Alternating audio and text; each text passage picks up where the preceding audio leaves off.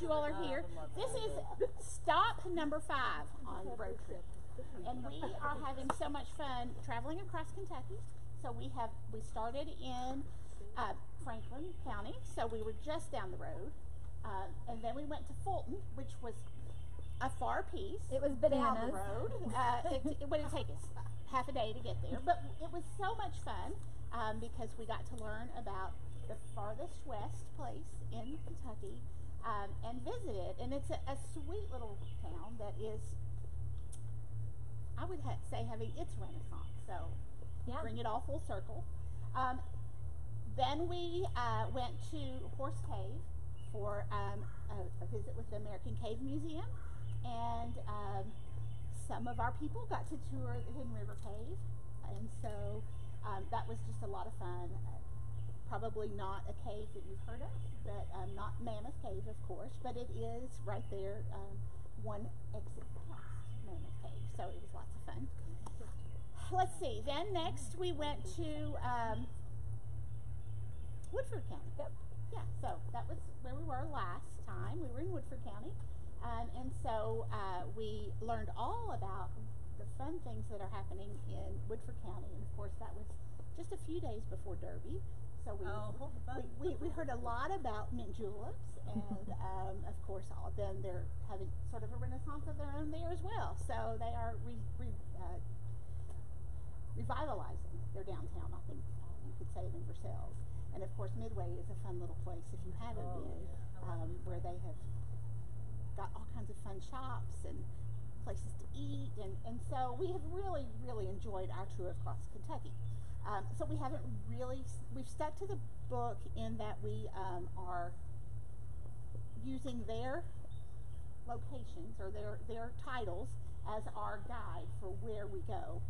But we haven't been any place that was in the book, maybe.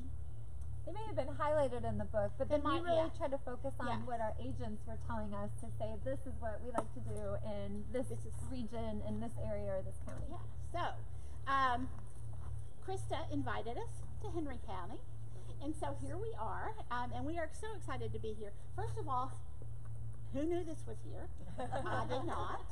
So I've already learned something, and it's so much fun just to see all that is here. And I think, I'm going to interrupt, but I think this was the first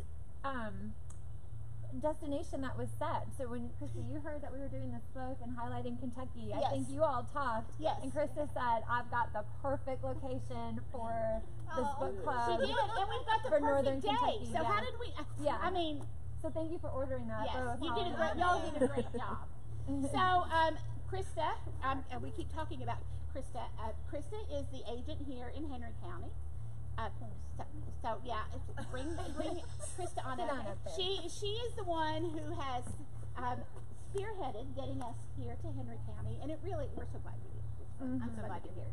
And so, Krista, I'm going to let you introduce our first speaker. Absolutely. Okay. So welcome. I'm so excited to have everyone here today because we have a little secret that we keep here in Henry County.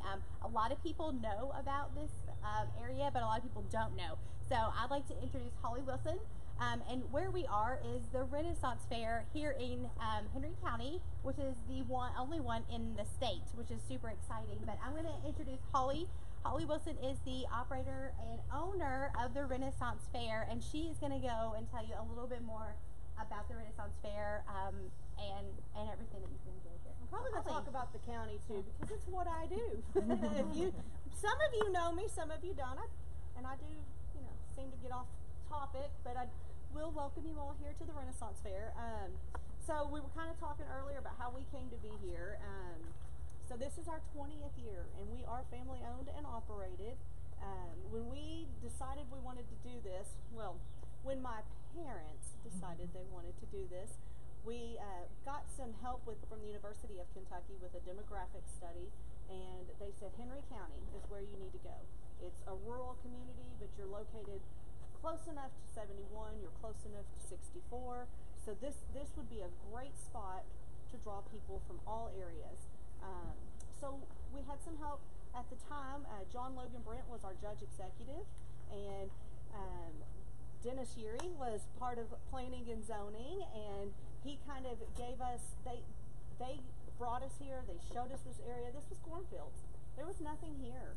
And when we came in, and when we came back to the location that we call kind of our Main Street area, that was open, and it just, you felt it. You knew this is where it needed to be.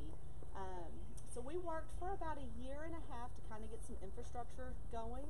The first day that we opened, and I was telling the ladies earlier that we were so excited. We were going to have thousands of people. We had 300. So we didn't really know what to, we were like, oh gosh, what are we doing? But okay, because we're not quite ready. It has expanded immensely. We now get between anywhere from 3,500 to close to 5,000 people a day. We run 8 full weekends with the Renaissance Fair. So we always start the weekend after Memorial Day, and we run full 8 weekends. So this year it's May 31st through July the 20th, Saturdays and Sundays. We also host in September, we do a Celtic festival and Highland Games. So that's very based around the bagpipes, the Highland Games, which the men in the kilts and they're tossing the cabers, but now there's a lot of women that have gotten involved in that. But we host the national competition for that. We have people that come from out of the country to participate and to compete. This will also be our 3rd year to do our Viking Festival in November, and then we do a Charles Dickens Christmas Festival every December for 2 full weekends, and that's kind of an interactive play. We have a cast that does scenes from A Christmas Carol, and that really comes from, we wanted to do that. That was something growing up that we spent every Christmas Eve. We've always watched A Christmas Carol, and that's when I think of Christmas, that's what that's the magic of it to me, is this, I don't know, it's not about, to me, the presents, it's all about the presents and remembering why we celebrate. So, but the Renaissance Fair, this year we will have 122 vendors set up doing blacksmithing, glass blowing, leather, jewelry, just a little bit of everything, clothing, arts, crafts. We have lots of food, including the big old turkey legs, but we also have, hamburgers, chicken tenders. We have a local lady, her name is Karen Paris, and Karen sets up and does funnel cakes. She's been with us every single year, some of the best funnel cakes you will ever have. We have a cast, and most of our cast is pretty local to the area, Lexington, Louisville. There is 40 of them, and they are our nobles, they are our fairies, they are probably, to me, one of the biggest parts of what we do. So we are set kind of in the Scottish themed era. So we have a King Robert the Bruce. He got married last year. We had a big wedding, and he married his queen. So now we have a king and a queen, and it's a place of magic. It's kind of a stepping out of the real world for a minute and experiencing a little bit of history, a little bit of maybe fantasy, and it's a really good time. We have lots of families that come, and we offer things for all ages. We have the Princesses of Louisville that come and do story time every day. We have the full jousting. We do full jousting 3 times every single day. We have live steel combat. We have music. Just a little bit of everything. So, but with that said, I'm going to jump over to Henry County for a minute, because you're in Henry County, and I am the Chamber of Commerce Director, and I also love to promote the tourism. I find us to be the hidden gem community. We have got the best hidden gems right here in this county. And my love came for this. In 2013, I did the leadership program through our chamber director then, Pat Wallace, and she kept saying, you need to do this, and I was like, I don't know about this, but I did it, and I had no idea. I didn't know much outside of Eminence. We have just an amazing county. We have got some of the neatest restaurants, Our Best. How many of y'all have ever come to Smithfield, Kentucky and had Our Best? if you're not going to have lunch today, or you're not going to eat, don't have anything planned, go eat some lunch. It's not Monday, right? So they're only closed on Mondays. Some of the best food we have the goat yoga. I don't know how many of y'all know about goat yoga. She travels to places, but we also have, she has a farm that you can plan parties, or just, I've taken my leadership group. Casey was part of my leadership group last year, so we've gone and revisit that. We have a really neat Amish store in Depot. They have got some of the biggest variety of old-fashioned candy, but fried pies on Tuesdays. They cook them up on Tuesday, and if you don't get there by Wednesday, you're not getting one until the next week, but they are amazing. They have deli meats. Trying to think of all the things, because I think we have so many great things. We have a really neat little place in Pleasureville. It's a tea room, and he has a supper club, so you might want to just get on the waiting list at some point to be able to go to his supper clubs. What else do we have, Krista? Help me. It's in my talk later. Oh, do you want me to shut up? I mean, unless you can do it now. Can we do that? Or can I wait? Do you want to talk together? Yeah, let's throw it back and forth. We can do that. And Krista and I've worked a lot together. Krista was part of my leadership program, so we kind of got to know each other really well through that. Some of the other things, so we're lucky in this county to have 2 creameries, and I was going to talk about all the Amish farmstead as I live on that side of the county, so I go and get a lot of my staples there. So your flour, your sugar, any kind of spices that you want that you cook with is where I go and get a lot of my stuff there at the farmstead, which is super nice. And I mean, either during the winter, there's soups, so just going out to have lunch out there it's just an awesome place. Canning supplies. Sometimes when you can't find canning supplies, they have the canning supplies. Yes, and it's out, and literally you just keep driving, and you'll find it eventually on the left.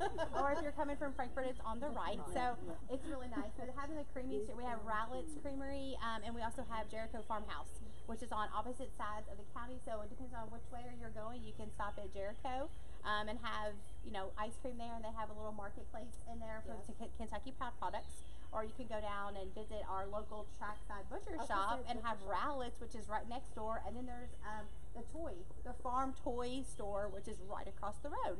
So there's lots of different things.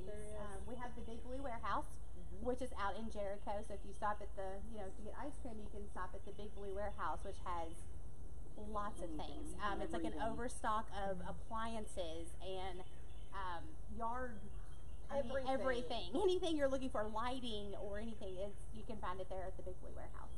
Absolutely. I think we have a great county. I mean, and we invite you all to come up on the second Friday of the month. We do a Love Local market at the library, and it's kind of local arts and crafts, food trucks. We just kicked it off this past Friday night. I think we have more food than I've ever seen. Was anybody out there? Did you come Friday? Sometimes I know you make it. Well, we had all kinds of food. The Cattlemen's, the Henry County Cattlemen's were doing ribeye sandwiches, and we had Jericho Farmhouse was out there. We had the taco truck. We had Big Mike's. So it was just food, and we had, I think, 30 vendors set up. So it was just Don Ebram's playing music. Yeah, and we have the farmers market that'll start up in June, and we have lots of festivals that go on throughout the year. But something else that I like to do is we have some gift shops, and we have a new art gallery that's in Newcastle, which is amazing. That's open Thursday through Saturday. That's ran by our local Henry County Local Arts and Crafts Guild, and it's really nice if you need something you're looking for a birthday or a wedding present or anything. It's a really nice place, kind of stuck in Newcastle. And I'll throw one more thing in there. The Berry Center. And the Berry Center. Thursday through Saturday now. Some of the when the gift shop's going to open back up, correct? The bookstore. Yes. It's still open right now, but it's just temporarily located in the building next door. Like all kinds of books, the Kentucky author books, but they have neat little gifts and stuff too. And I'm going to end this though with the one biggest thing we do in July. It's the Henry County Harvest Showcase. And this is what? Yes. 25 years? This is 25 years this year. The last Saturday of every July. It's an agricultural related event. That we have all local people that will come out. There's an antique tractor pool and lots of all local vendors that are there. There's crafts. There's open crafts 4-H projects that are located in the Floral Hall building. There's animals of all sorts. Lots of different animals that the kids can get involved in and see and touch and pet and a pedal pool for the little kids. It's such a fun event. Always the last Saturday in July. You wouldn't think all that was going on in this county, would you? I mean, we have great people in our county. So we do. And I was part of the Leadership Henry group when I transferred here in 2021, and I absolutely learned so much. Loved it. The county tour is the best part, which wraps up the Leadership Henry program. And you travel all across the county learning about all things Henry County. And we're pulling over, we're walking, down the road into things. We're walking through cemeteries, seeing old cemetery. Well, we're so thankful. Steve Moore, he was our extension agent, and he is a wealth of knowledge when it comes to things in this county, and he does the best tours. So fingers crossed he never leaves me. Dennis did mine when I first started, and that's what gave me my love was that tour. So that's all. So it's wonderful. Perfect. It is wonderful. Yes. Well, I don't know about you all, but I think we have lots of reasons to come back to Henry County and see all that is here. But next we have Natisse Dockery. Dr. Dockery is our, I'm going to mess up your title, Assistant Clinical Specialist Professor. Assistant Clinical Professor for Mental Health and Well-Being. Woo! It's a mouthful. And these are her, so she's got slides for you to look at while she talks. But she is, let's see, you started in September? September 1st. Yeah, so she hasn't even made it a year, and we've already put her up here on the stage. I was going to say on screen, on stage, even better. And so she's going to share about the health benefits of travel and why we all want to travel. I'm going to switch sides. Am I in a good position though? Yeah, you're perfect. Well, good morning, everyone. As Mindy said, I'm Natisse Dockery, assistant professor these titles are long. Assistant clinical professor and extension specialist for mental health. I'll be talking to you all about how travel can kind of boost our mental health. And we are outside in nature. Nature also can boost your mental health. So it's good to be out here in nature, kind of hearing the nature sounds and seeing all the greenery. I enjoy it. So yeah, I started back in September, so I'm still fairly new to Kentucky, the university, extension, all of the things. So it's been where are you from? I'm from Columbus, Ohio, so 3 hours from here. So, yeah, so we'll be talking about mental health, how travel kind of boosts that. And I will say I don't like talking at people, so I do have a couple of discussion questions to get us kind of engaged. So, why have this talk? So there has been an increase since about the COVID-19 pandemic in mental health issues, or people talking more about mental health, I should say. So things like burnout, anxiety, depression, all of those different things. And sometimes we see travel as this luxury in a way, but it doesn't have to be. I mean, I traveled from Lexington to here, and I feel like that was a nice little trip. Got to see some animals on the side of the road, nice greenery and all of that. I don't know if I like the curves though, but it was a nice time. I had my music going, so it was a nice traveling experience. So that change of scenery can really refresh our mind. It gives us kind of a temporary detachment from our daily responsibilities. And it also gives us a little bit better sleep and relaxation, which I know a lot of us can use, myself included. I know that planning a trip itself can be a little bit stressful for some of us, but it can also generate some of that positive anticipation. So more of that good stress, because as we know, there is good stress and there's bad stress. It's not all bad. So, what else? Let's see, travel improves our mood. New experiences kind of trigger dopamine, which is that feel-good hormone. Nature exposure is linked to reduced anxiety. That's what. So there we go. And then travel also kind of introduces us to new cultures, and that also can kind of increase our empathy and our all-around happiness in life. Let's see. There is some science to kind of back this up as well. Travel can kind of activate our brain's reward system. It being new experiences enhances our neuroplasticity, which that is just a fancy word for our brain's ability to kind of adapt and change its structure and its functions. And then travel is also linked to reduced cortisol, which is the stress hormone. So travel can reduce our stress and kind of increase our happiness and overall well-being.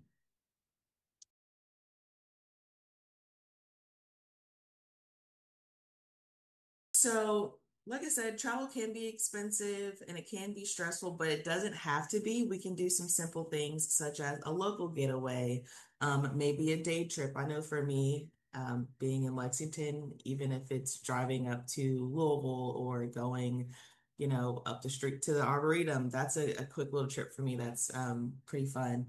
Doing nature hikes, we don't really have a beach here, but doing beach walks, solo trips for reflection, and then travel journaling. Now, there are a couple of tools that folks can kind of use also to engage in some of that mindfulness that I mentioned earlier. And mindfulness is extremely beneficial for our mental health. It offers us several benefits, such as increased emotional regulation and just overall well-being. There are a couple apps you can use.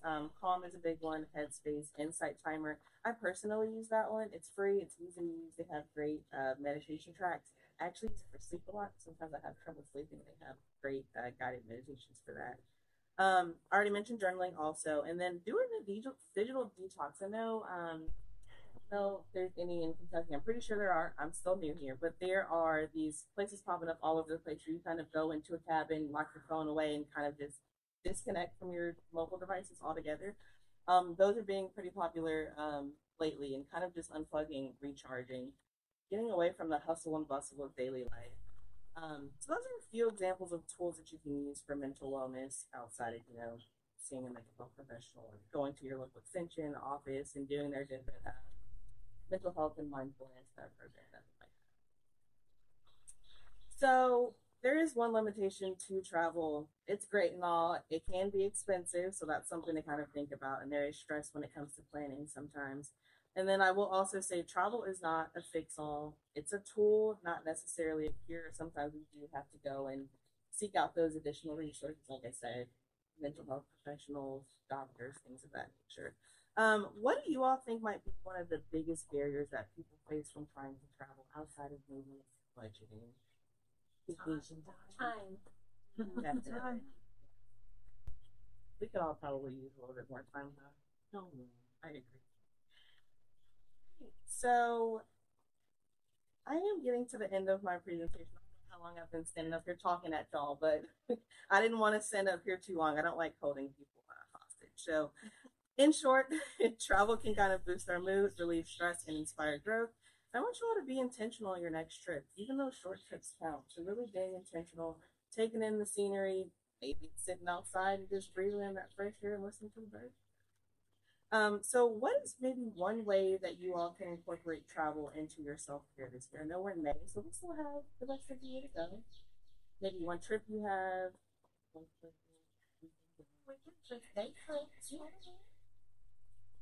I don't end a vacation without starting to plan my next one. I love that. I love that. I have family in Nashville, and when COVID made it so we couldn't all kind of clump in the same place, they found amazing Airbnbs right here in Oldham County, just right outside of LaGrange. There's a horse farm that had a little cabin, and then right here in Henry County, there was a great big, and we all stayed right there. Isn't that amazing sometimes? My daughter in Nashville found it. I didn't know it was there. But bringing them here and then being able to just try that. Yeah.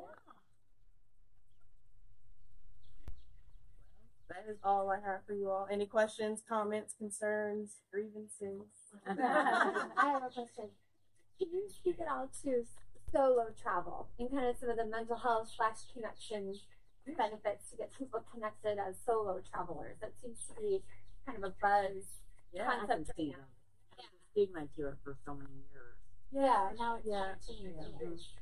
So there's a lot more solo travel. I will say it as good as it is to kind of do things as a group and with folks, it's also good to do that solo traveling to really connect with yourself. We spend so much time being engulfed in work and spending time with taking care of the kids and all of that. It's really good to take some time with yourself, really reflect on what you have going on, what you can do to better your life and things of that nature. So solo traveling is good. I know there is still some stigma. People are like, oh, you're a woman, you can't go when you do XYZ by yourself. But if we're being honest, sometimes you can't go as a group to do different things, so I sit there and be afraid to do things. So I say get out there, do it. It's good for your mental health. A lot of things are good for your mental health, but I do think that taking that time to really relax, reflect, and kind of think about what you can do going forward is beneficial. Hopefully that answers your question. I feel like sometimes I talk in circles. Well, and I'll like what you had said too is I hear a lot of people going in because they don't have to make decisions with a group. They can make their own decision where they want to go eat or where they want to stay. If they want to stay up and read a book, if they want to watch the stress all night, that. you know that it's like it just decompresses them, so that way they're not, you know, like mothers in particular, you know, caring for either their parents or their, you know, kiddos or the husband or what have you. They can kind of just unwind themselves and make their own decisions and not have to go, okay, where do we want to go tonight? Or are you feeling this? So I, you know, they can just kind of make their own decisions. Be on their own time. Yes, That their too, own yeah. time. And remove that guilt of trying to change it up. So I go on cruises with girlfriends all the time, and I brought my husband, and it was great, but it was different for that reason, because I almost felt like a mom again. So I was like packing his stuff for him, and when he wanted to eat, I felt like I had to go eat. And then halfway through the trip, I told him, and plus he's a careful roommate in those little tiny rooms. He would not stay on the bed when I was getting ready, and I had to like excuse me, read the room. But I had a conversation with him and said, this is not as much fun as it's been in the past. And I feel like we're connected, and so we maintained those and enjoyed the rest of the trip. Also, good communication is helpful for your mental health also. Yes.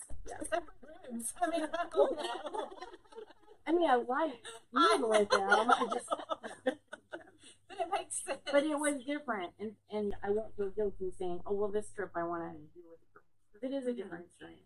And sometimes we feel bad because, like, family wants us to use all our vacation time up with them. And you're like, I want to go with my college roommates this year. You know, don't feel guilty about that. Sure. It's okay. And try new things. Don't listen to everybody else's view of it. Yes. You just try it. You like it. Any other questions? Comments? Concerns? Talking to people when you travel, whether it's in Henry County or you're on a cruise, just, you know, if you're sitting at dinner, there's an opportunity to say, oh, where are you from? Or, you know, there's so much connection, I think, that can go on there unexpectedly. Sometimes it can be a lot, though. As I don't tell people off the bat that I'm a therapist. I think people just like sense that, and they come to you. It's like you're a magnet almost. They come to you, and then they start like telling you their life story. And I'm just like, all right, I was trying to enjoy my flight. You want to buy me a drink for that? And you're on your way to do something else, and then about 10 or 15 minutes later, but 20, 30. several ways away. It's still a good experience, though. It is. It really is good. I'm a talker, so I'm probably one of those people that said, hey, let me tell you all about this. It's okay too. By the way, eat pizza. I will say it helps me. I know I said travel helps with sleep and relaxation. Talking to people helps me too, because I don't know if y'all can tell, I'm an introvert, so all of that talking and doing is very draining to me. So at the end of the day, I just take a shower, get in the bed, and I'm out. I always think it's neat to see the introverts and extroverts. We do that in leadership. That's the first thing we do on our opening day. Is we get to know each other before we get to know each other. So we already know who's going to be, you know, who can we hang out with. We're not gonna over stress them, and you know, so sometimes the introvert thing, it is exhausting. I'm an introvert / extrovert, and that's a hard thing to do, because when you've got to be extroverted, you can do it. Sometimes you need that space. This job is definitely pulling that extroversion out, I will say. So it's a Do you think win-win. it's exhausting when you have to do it constantly? That goes back to that always on culture. However, like I said, I'll be taking vacation after this. I'm going home. My birthday's on Friday. I'm going to Chicago. I'm going to see Beyonce. So. Well, thank you all. Maybe we should all sing happy birthday Oh. so we can start this. But since she's an introvert, we won't do that to her. We won't do that to her. So, I learned so much about Beyonce on my cruise because she's from Texas. all right, so our next, we're going to wrap this up with learning about the communities around us. So, Krista, do you want to kind of kick it off with, do they already have these? Yes, they should have those, yes. I'm going to take one too.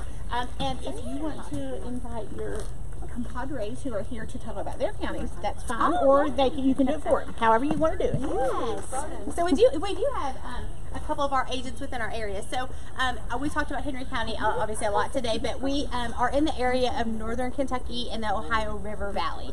So we stretch, from Jefferson County all the way up to Boone, Kenton, Campbell, down to Owen, even to Bracken and Mason County. There's kind of a big group of us, about 15 counties or so, which is really nice. So I'm just going to speak a little bit about those counties, and then you all will see these PowerPoint slides that we will share in the video that's coming up.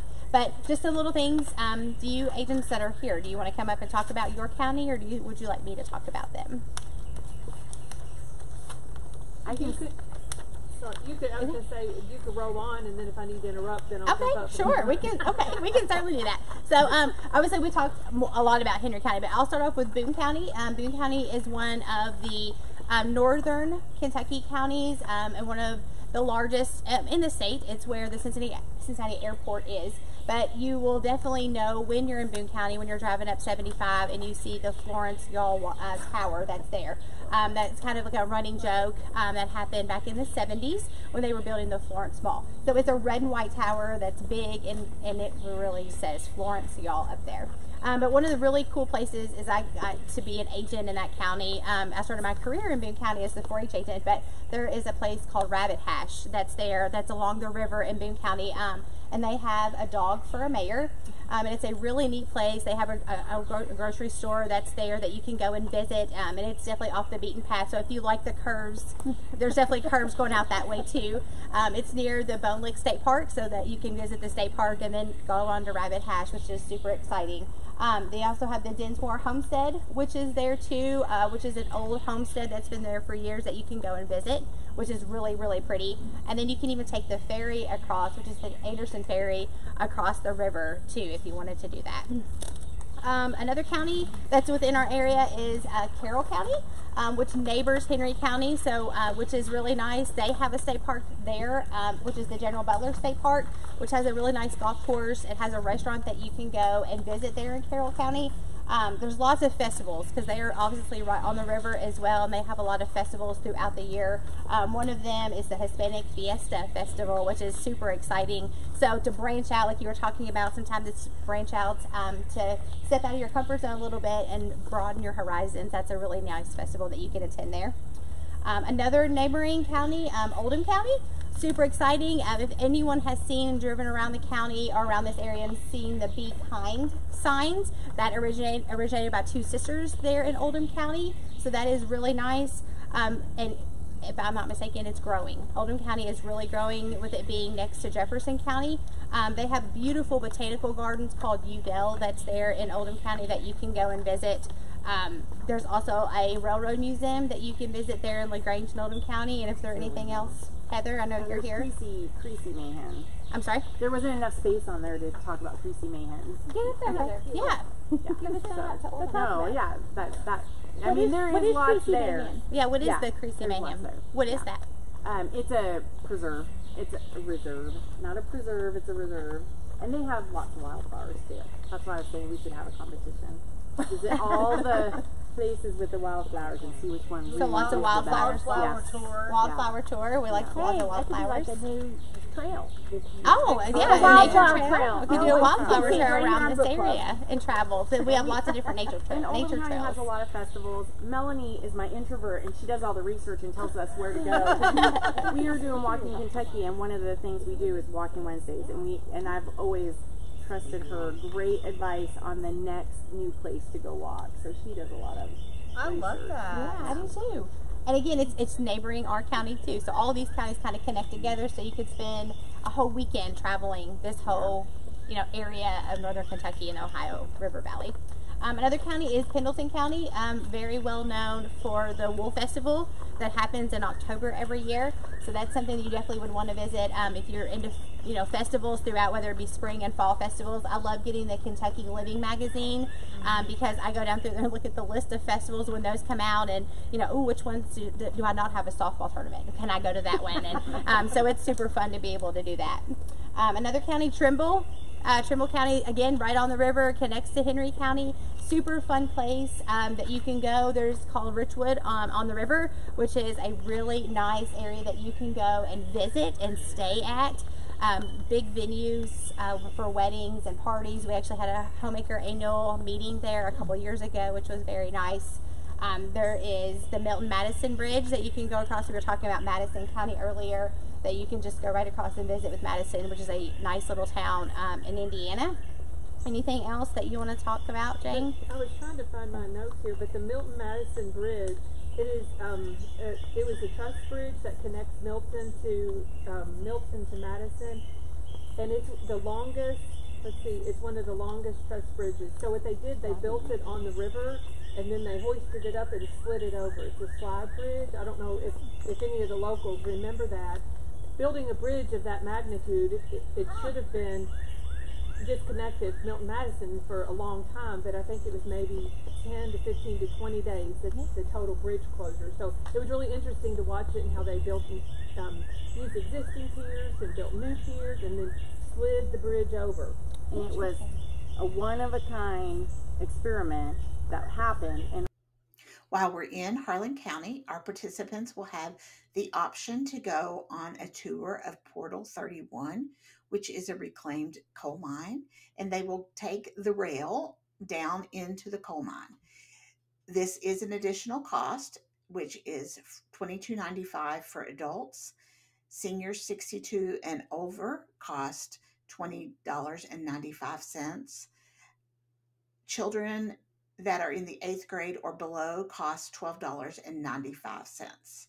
If you are interested in going on this tour, you must make reservations in advance with Nick at 606-848-3131. So please make your reservation and let Nick know that you plan to go on this tour. Otherwise, we also have a tour of the Kentucky Coal Museum, which does not require advance reservations, and it also has an additional cost. We look forward to seeing you as we wrap up this session of Big Blue Book Club.